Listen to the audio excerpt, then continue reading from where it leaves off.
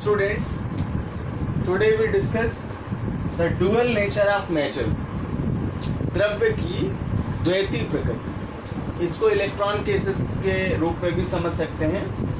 Electron की द्वैती प्रकृति. Now this theorem is given by French scientist Louis de Broglie in 1924. de Broglie ने अपने experiment से स्पष्ट किया कि किसी पदार्थ की जो प्रकृति है वो दो प्रकार की होती है, यानी दोहरी प्रकृति प्रदर्शित करती है, और उन्हें दो पार्ट्स में डिस्ट्रीब्यूट किया according to diagram as a particle and as a wave. Says that suggested that if the nature of light is both of a particle and of a wave, then this dual behavior should be true for the matter also. According to de Broglie, the wavelength of an electron is inversely proportional to its momentum. So we represent it by lambda proportional to 1 upon T, or lambda equals to h upon P. Here h equals to Planck constant. यहाँ पर h Planck स्थिरांक है, and P equals to momentum of electron. Electrons की momentum.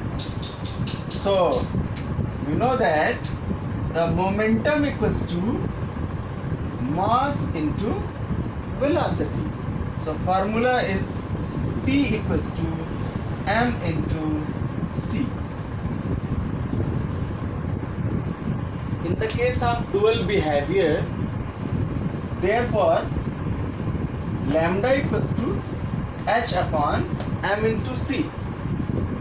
इस फार्मूले को हम D Broglie equation के रूप में जानते हैं, यानी इसे ही डी ब्रॉगली समीकरण कहते हैं, जहां लैम्डा तरंगदैर्घ्य है, एच प्लैंक कांस्टेंट है, और एम और C Einstein equation equals mass and light wave.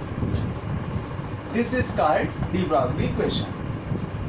The above relation can be confirmed as follows by using Einstein equation, Planck's quantum theory and wave theory of light. Einstein के ऊर्जा समीकरण के आधार पर, Einstein का ऊर्जा समीकरण आपने पढ़ा है, E equals to m into c square.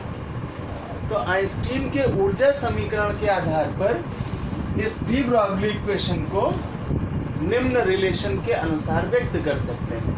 तो सबसे पहले आइंस्टीन का ऊर्जा समीकरण लिखते हैं, E equals to m into C square.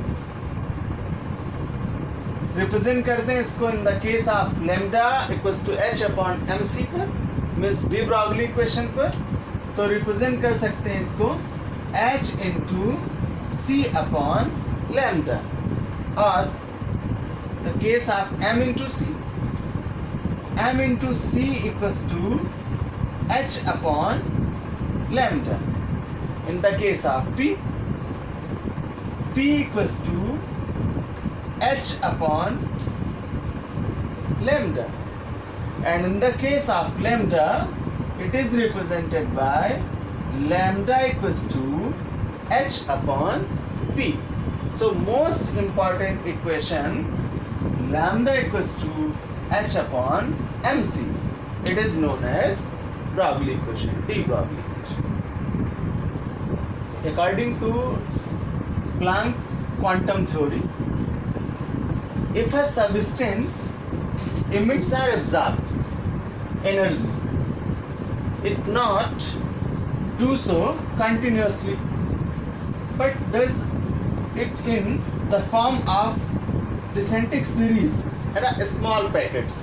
We also discussed in quantum series this थैलस are packets are known as quantums. ये जो ऊर्जा के बंडल हैं या पैकेट्स हैं, इन्हें ही हम क्वांटा कहते हैं या फोटॉन्स कहते हैं, called quantum. This energy could be any of the quantum numbers like as a 1, 2, 3, 4 and dash dash n, because n is full digits।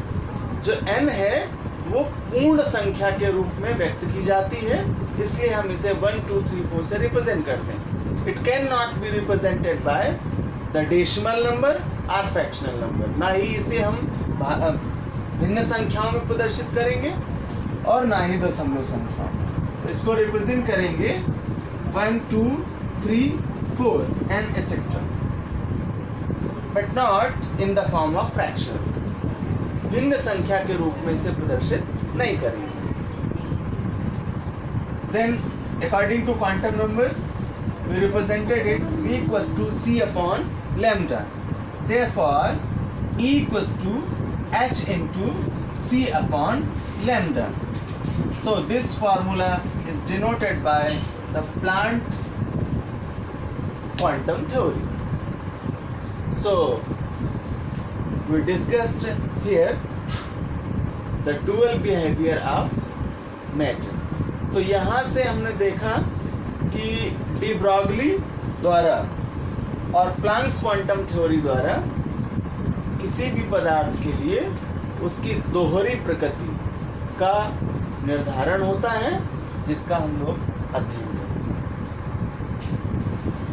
अतः पदार्थ की यह प्रकृति तरंग की भांति means like as a wave, और कण की भांति means like as a particles हमें पता चलता है।